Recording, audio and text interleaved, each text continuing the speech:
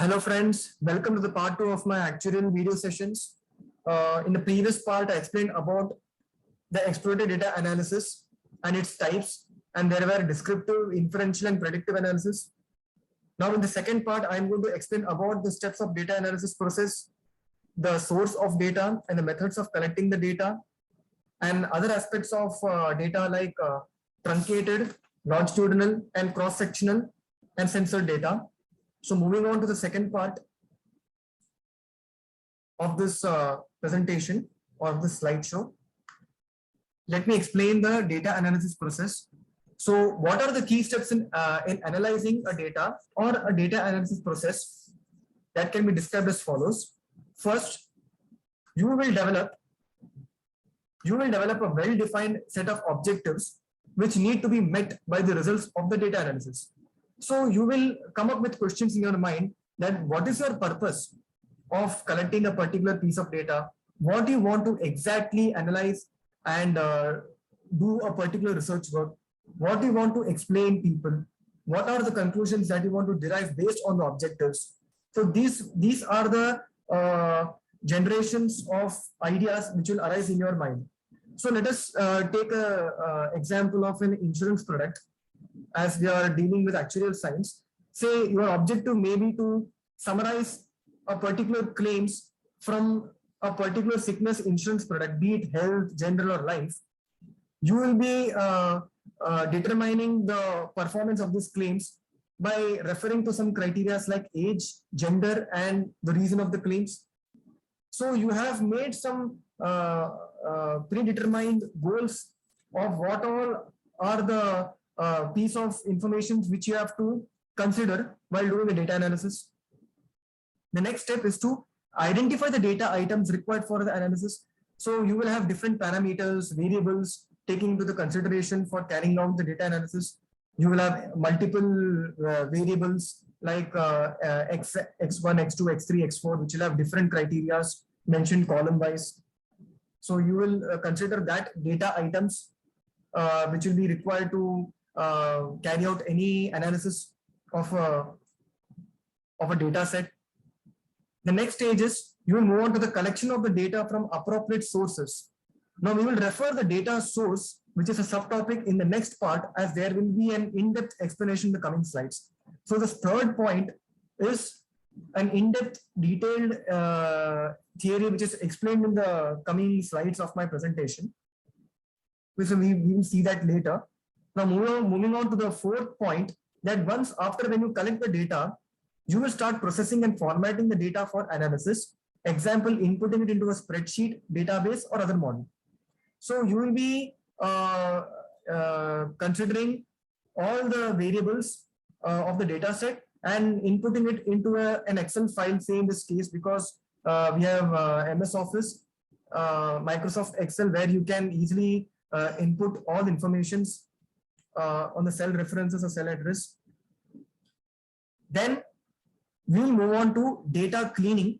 Example, addressing unusual, missing, or inconsistent values. So what is data cleaning? That data cleaning refers to any particular piece of raw data which has lot of any errors or discrepancies or any sort of missing observations you have, or any exceptional values you have which you want to get rid of. So we will see that in detail in the next slide. So this is the best example of data cleaning explained in both the tables. Now, if you see the left-hand side of the of my slide, the table on the left-hand side, you will find what does exactly missing value means to us.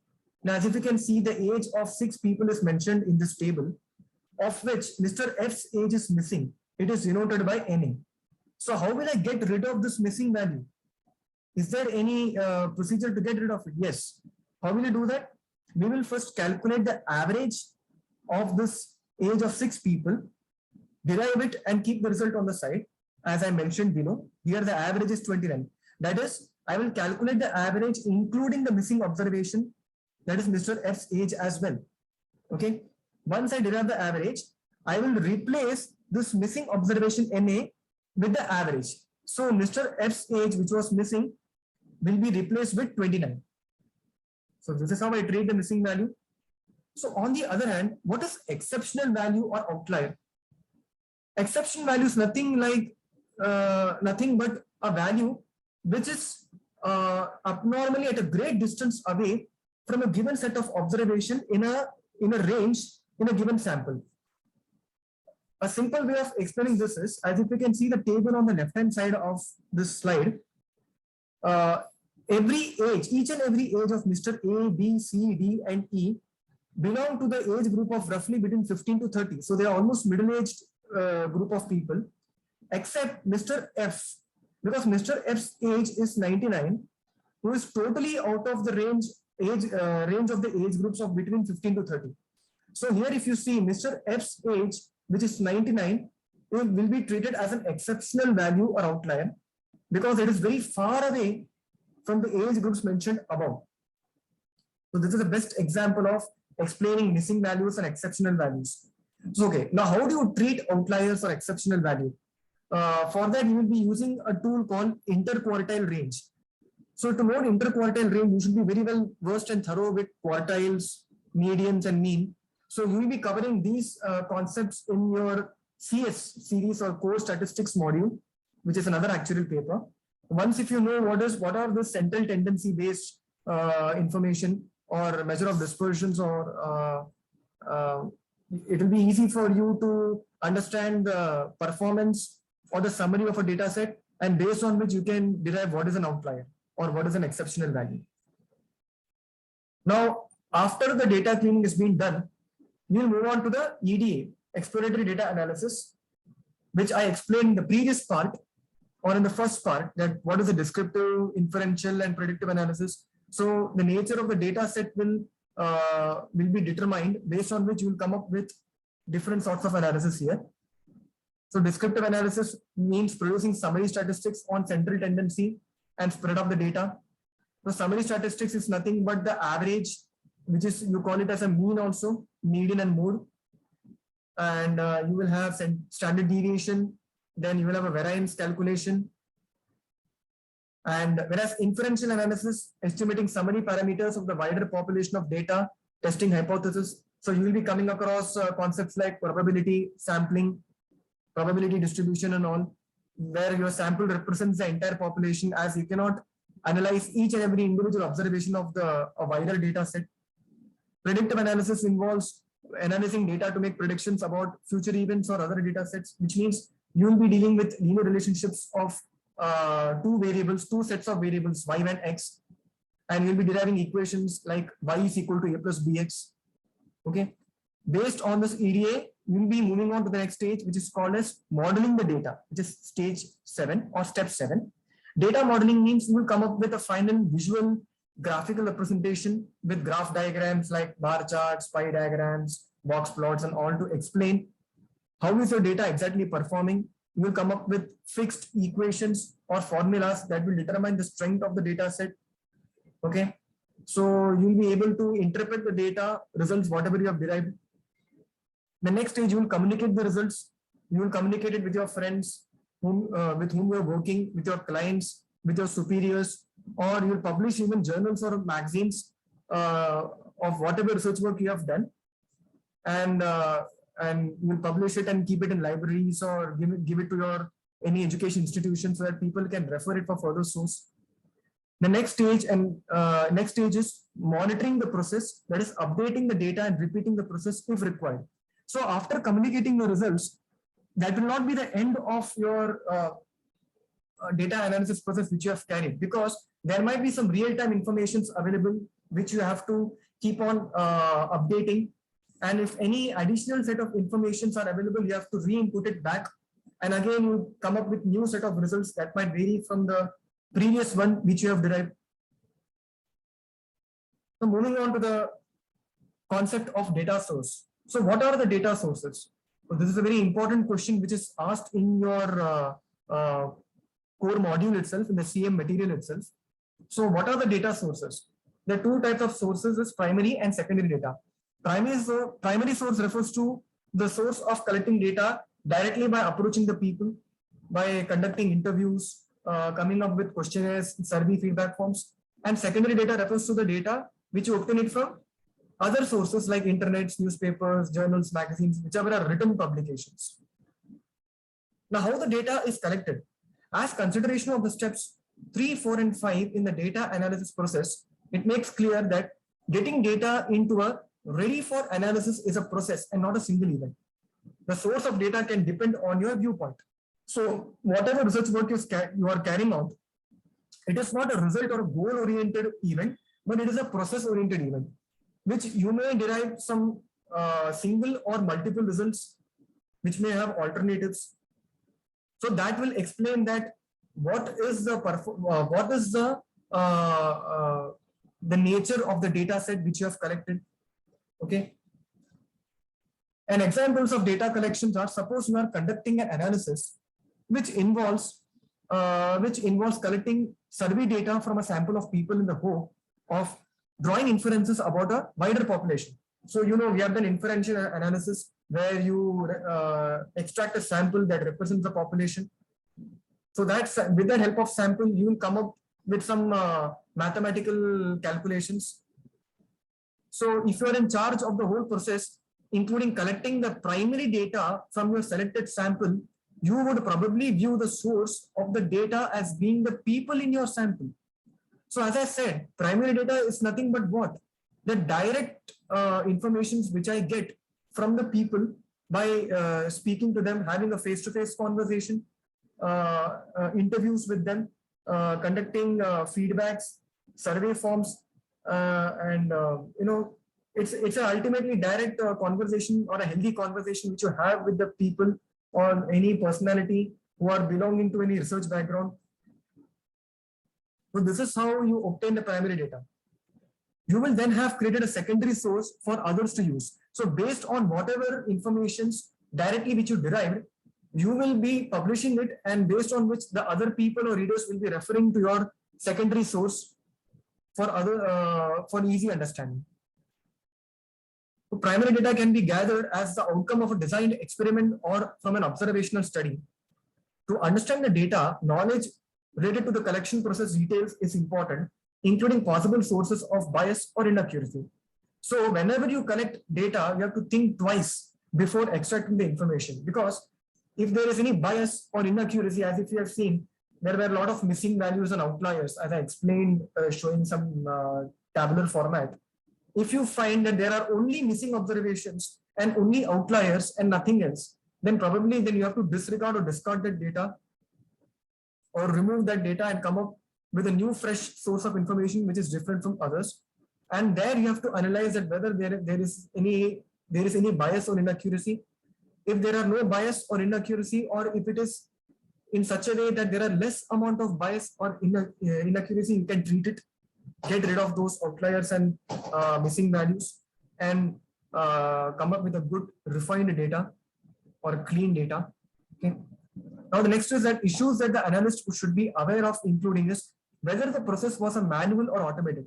So whatever data analysis he has carried out by collecting it, processing it, and pre-processing it, or coming up with final results, was it based on any writing methods involved, like you were jotting any information on a piece of paper by asking some questions to any eminent personality or any person who is belonging to the research work? Then you are writing out or noting all the facts and figures in a hard copy. Okay. Or if it is an automated method, means you are collecting the source directly from websites or any publications which you get. The next is limitations on the precision of the data recorded. So if the clarity of the data is not up to the exact mark or up to the satisfactory level, you will note down the limitations and treat it, or you perhaps even eliminate the data if it is not as per your requirements. Now, whether there was any validation at source, that is, if the source as a proper proper channel, or if the source is having a strong what we say, one kind of clean and precise information, which is having proper proofs in terms of tables and graphs which they already have.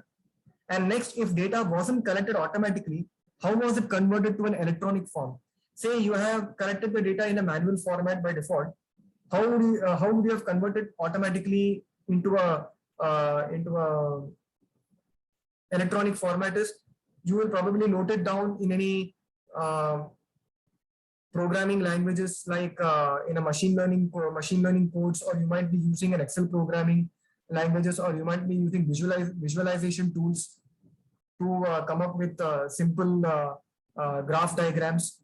So there might be some complex piece of information which you have obtained in a manual format, and then you would have made it simpler in an electronic form by displaying some simple graphical representation. So these are the facts that the analyst should be aware of. Now, wherever randomization has been used to reduce the effect of bias or confounding variables, it is important to know the sampling scheme used. There might be three types of sampling: simple random sampling, stratified sampling, or cluster sampling. So simple random sampling is like you have, say, a pack of 52 cards, and what is the probability that I will derive a face card in random. So what is a face card in the pack of cards? Face cards are nothing but the Jack, Queen, and King, which are the image-based cards. So there are roughly around 12 face cards, right? So Jack, Queen, and King is there in spades, hearts, diamonds, and clubs. So probability of deriving a face card from a pack of 52 cards will be 12 by 52. So which will be, my answer will be in a fraction format, because probability are calculated using relative figures. So this is a one simpler technique of understanding random sampling. The next is stratified sampling and cluster sampling. These two sampling methods are based on grouping of information, or grouping of observations based on some similar or homogeneous features. Okay. Now, pre-processing of the data is being done to reduce storage size required, thus making calculations easier. Now, as if you see this point that pre-processing of the data has been mentioned, what do you mean by pre-processing of data? If you remember in my previous slides of data analysis process, I explained about data cleaning, what is the purpose of coming up with data analysis process, then what was the source of collecting the data. So whatever steps I carried out before coming to the EDA stage or exploratory data analysis stage is called as a pre-processing of the data. Okay. So if you do pre-processing, probably your complex size or complex data would be converted to a simpler format that will be easy to understand. A common example is grouping, as if you see in the third point.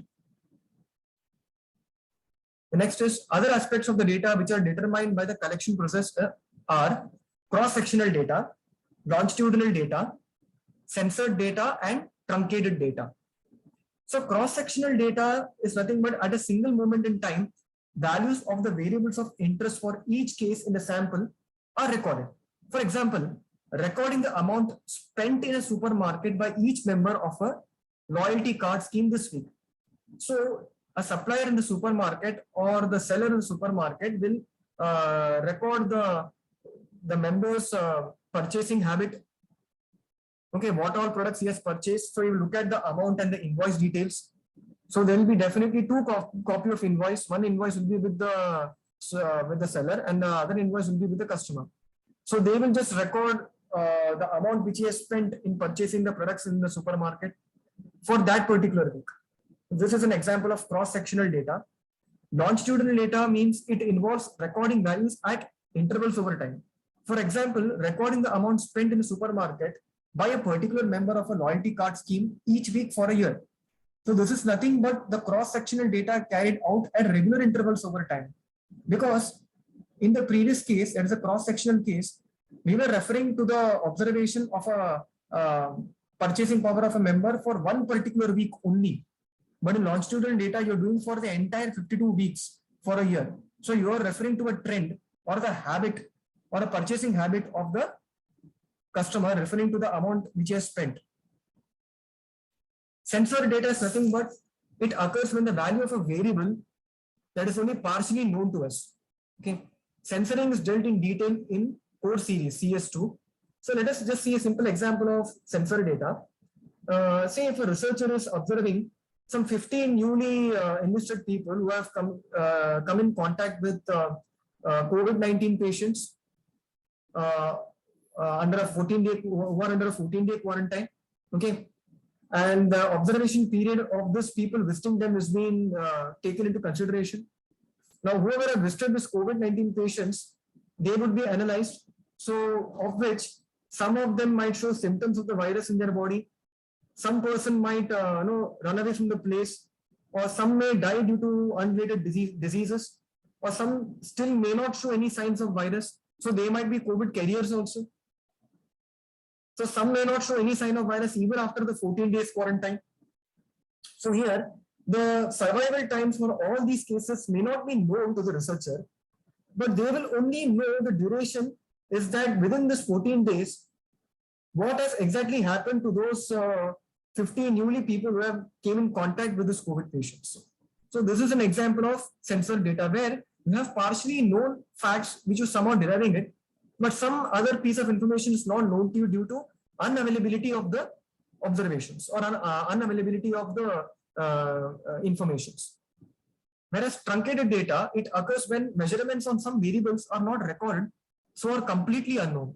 In contrast, the data are truncated when the data set does not include any observations in the analysis that are beyond a boundary value, as if you can see the word boundary value written in truncated data. So a best example I can give is that the number of people say who are applying for visa to travel abroad or go for any foreign destination. Okay, so here the visa department are coming up with a criteria that, or coming up with a boundary value as mentioned here, that whosoever who are not fulfilling certain conditions or requirements of visa will be investigated and will not be allowed to travel abroad for some few months. So out of the given people who have applied for traveling abroad, if any few or majority of them have been found that they are fulfilling all the conditions of the visa requirements, or there are zero cases of not fulfilling conditions, they will be excluded from the sample, which means they are the people who are beyond the boundary value in a given set of observations. So here my boundary value was nothing but the people who are not fulfilling certain conditions of visa. So those who are fulfilling the conditions of the visa requirements are beyond the boundary value, so they are discarded. So this is the best example of truncated data. Well, friends, this is the end of part 3. The next part, there is a last part, or the fourth part, will be left to explain, and that will be dealing with the concepts of big data and reproducible research. So please don't forget to share and comment and subscribe my YouTube channel. Thank you.